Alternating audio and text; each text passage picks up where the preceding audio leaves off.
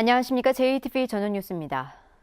부영이 하가 임대아파트 임대료 인상률을 3.8%로 결정하자 전주시가 수용할 수 없다고 밝혔습니다. 전주시는 국토교통부가 제시한 기준에 따라 계산하면 1.29%의 인상 요인이 있다면서 적정 인상률은 2% 초반대라고 밝혔습니다. 전주시는 부영 측의 인상률 인하를 권고한 뒤 수용하지 않으면 다시 형사 고발하고 과태료 부과 등 행정 처분하기로 했습니다.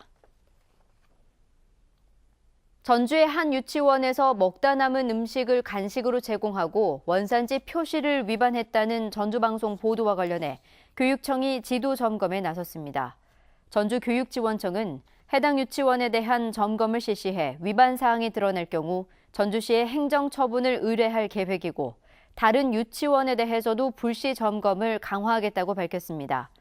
전주교육지원청은 또 유치원 수업과 돌봄교실 운영 등에도 문제가 있다는 지적에 따라 해당 유치원의 운영 전반을 살펴보고 있습니다.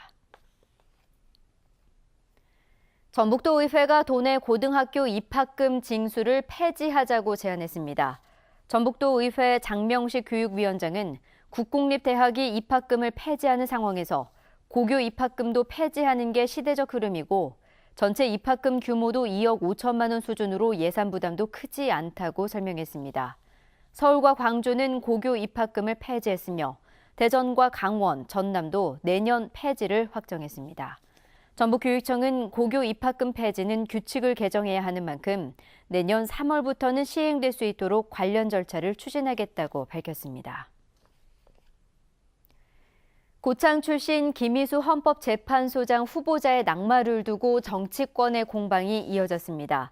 더불어민주당 소속 도의원들은 헌정 사상 처음으로 호남 인사가 헌재소장이 될 수 있었지만 국민의당이 명분도 없이 반대했다며 자유한국당의 이중대 역할을 했다고 비난했습니다. 국민의당 전북도당은 이에 대해 민주적인 절차를 통해서 표결을 진행했고 호남 출신으로 이미 윤영철, 이강국 소장이 있었다며 민주당이 가짜 뉴스로 국민의당을 흔들고 있다고 비판했습니다. 민주당 전북도당은 뒤늦게 사실관계를 제대로 확인하지 못했다며 전북도민과 국민의당에게 사과했습니다. 50대 여성을 폭행한 혐의로 검찰에 송치된 김광수 의원에 대해 공소권 없음 처분이 내려졌습니다. 전주지검 형사 2부는 피해자가 경찰부터 검찰 조사에 이르기까지 일관되게 김 의원에 대한 처벌을 원치 않았고 이 경우 반의사 불벌죄에 해당돼 범죄가 성립하는지 여부를 판단하지 않고 사건을 종결 처리했다고 밝혔습니다. 김 의원은 지난 5일 전주시 완산구의 한 원룸에서 50대 여성을 폭행한 혐의로 경찰에 체포됐지만 자해하려던 여성을 말리는 과정에서 몸싸움이 벌어졌을 뿐이라며 폭행 혐의를 부인해왔습니다. 육아를 명분으로 휴직한 뒤 로스쿨에 다닌 현직 경찰관들이 경징계 처분을 받자 사법시험 준비생 모임에서 반발하고 나섰습니다. 전북지방경찰청 감찰계는 징계위원회를 열어 휴직한 뒤 로스쿨에 진학한 현직 경찰관 2명에 대해 각각 감봉 2개월과 감봉 1개월의 징계 처분을 내렸습니다. 이에 사법시험 준비생들은 감봉 처분은 솜방망이 처분이라며 대검찰청은 신속히 지검에 수사 지침을 하달하고 교육부도 이들의 입학을 취소할 뿐만 아니라 입시 관계자들에 대한 징계 처분 명령을 지시하라고 밝혔습니다. 추석을 맞아 벌초와 성묘를 위해 산을 찾는 성묘객들을 위해 임도 1,300km가 한시적으로 개방됩니다.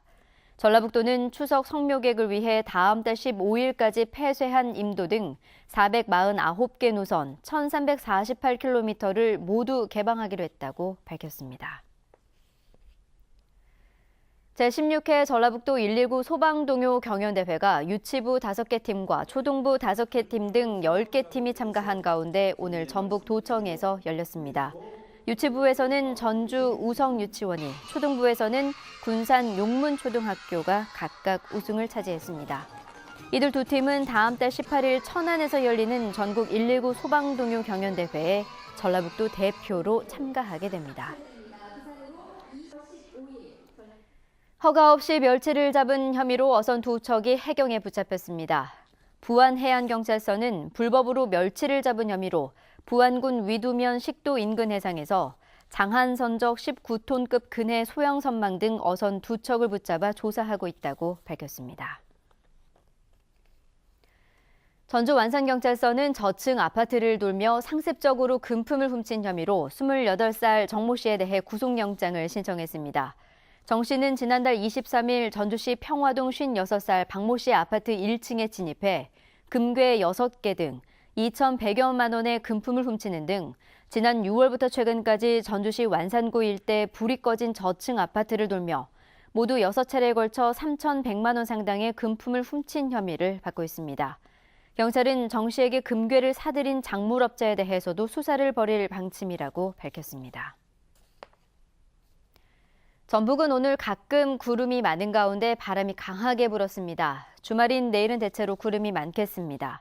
제18호 태풍 탈림이 북북 동쪽으로 이동하면서 강한 바람이 예상돼 농작물과 시설물 관리에 주의가 필요합니다. 내일 아침 최저 기온은 12도에서 17도, 낮 최고 기온은 23도에서 26도로 일교차는 10도 이상 크게 벌어지겠습니다. 전주기상지청은 휴일인 모레 늦은 밤 한 차례 비가 온 뒤 당분간 쾌청한 가을 날씨가 이어질 것으로 내다봤습니다. JTBC 8시 뉴스 예고입니다. 부영이 임대료를 법적 상한선에 못 미치는 3.8%만 올리기로 했는데도 전주시가 이 역시 높다며 더 낮추라고 요구했습니다.